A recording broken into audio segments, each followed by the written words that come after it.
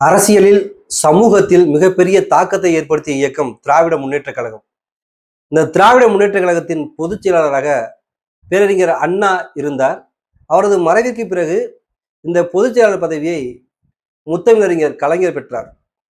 பொதுவாக கலைஞருக்கு முன்பு இருந்த நாவலர் நெடுஞ்செழியன் தான் இந்த பதவியை வகிக்க வேண்டும் அப்படின்னு சொன்னாங்க. அப்ப கலைஞர் எப்படி இந்த பதவி வைத்தார் அப்படின்னா, குறுக்கு வழியில வகிச்சாரு, அவர் ஏமாத்தி வந்தாரு, பல சூழ்ச்சிகள் செய்து வந்தாரு அப்படின்னு சொல்லி பேசப்படுது. ஆனால் உண்மை என்ன?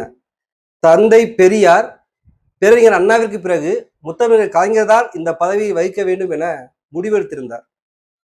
பொதுவாக பெரியாருக்கு கலைஞரை விட நாவலர் நெடுஞ்செழியன் தான் ரொம்ப நெருக்கம்.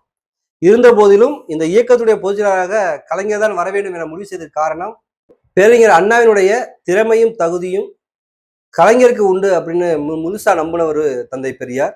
அதனால திராவிட கொள்கைகளை தமிழகத்தில் கொண்டு சென்று மிகப்பெரிய ஒரு மாற்றத்தை ஏற்படுத்த கலைஞர் நிச்சயமாக ஒரு மிகப்பெரும் ஆயுதமாக இருப்பார் என்பது அவருடைய எண்ணம்.